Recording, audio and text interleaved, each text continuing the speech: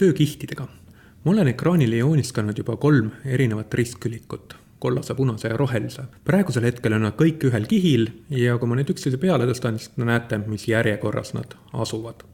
Kihid võivad olla teile tuttavad ka mõnest teisest graafikaprogrammist ja nende loogika on InDesainis täpselt sama. Kihid asuvad paremalpoolses Layers paneelis ja praegusel hetkel on meil olemas üks kiht, Layer 1. Uusi kihte me saame juurde tekitada uue kihi nupuga, klõpsan neid siia mitu tükki, ja olemasolevaid kihte saame kustutada prügikasti ikooniga. Nüüd ma teen ühe uue kihi veel, nüüd on mul olemas see Layer 1 ja see on Layer 2 ja praegusel hetkel kogu mu graafika, mis ma ekraanil olen joonistanud, asutseb selle Layer 1.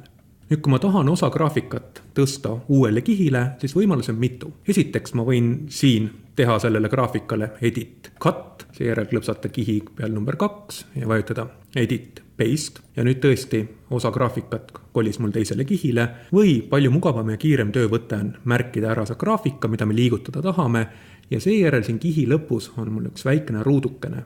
Nüüd ma haaran sellest ruudukesest kinni ja lohistan selle ruudukese siia kiht 2 peale ja tõesti see graafika, mis mul parasjagu märgitud oli ekraanil, kolis nüüd üle kiht 2. Kihtidele me võime anda nimesid. Layer 1 ja Layer 2 on väga head nimed sellel hetkel, kui ma töötan väheste kihtidega, aga kui mul on kihte palju, siis võib-olla ma ei tea enam, mis mul mis kihil on.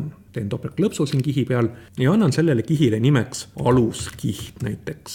Ja teisele kihile annan näiteks nimeks graafika. Ja okei. Iga kihi ees näete te väikest silmaikooni. See silmaikoon näitab või peidab seal kihil olevat. Ehk kui ma selle silma peal klõpsan, punane ja roheline ristkülik asuvad mul praegu kihil number 2, ehk siis see graafika, ja aluskihil, kihil number 1, asetseb see kollane ristkülik. Lisaks saan ma kihte lukku panna.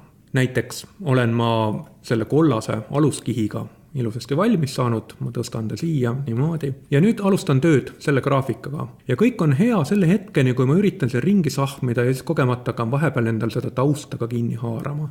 Siis on tark mõte seda taust panna eraldi kihile, panna see kiht lukku ja nüüd tõesti ma ei saa enam kuidagi sellest kollasest kinni haarata ja ma saangi tööd teha ainult nende asjadega, mis asetsevad mul sellel teisel kihil graafika. Ja siit selle lukukese ikooniga saan ma vajadusel siis uuesti lukust lahti võtta asju. Nüüd me rääkisime eelnevalt ka objektide ette ja tahapoole saatmisest, see oli siis parema hiireklõpsu alt arrange. Ja see arrange töötab ainult ühe kihi piires, ehk siis ma olen praegusel hetkel kihil number 2 graafika, kus mul on need 2 ristkülikut, klõpsan selle punase peal, parem hiireklõps, arrange ja ütlen talle, et saada kõige tagumiseks. Siis näete, et ta saadab kõige tagumiseks ainult selle graafika kihi piires, ehk ta ei läinud sellest kollasest aluskihil olevast asjast tahapoole, vaid ta läks ainult oma kihil olevatest asjadest kõige tagumiseks. Ja tõesti, ma võin siit selle kihiga tegelikult lahti klõpsata, siin kihi ees on väikene noolekene ja siin mul näidatakse ükshaaval ka ära kõik sellel kihil olevad objektid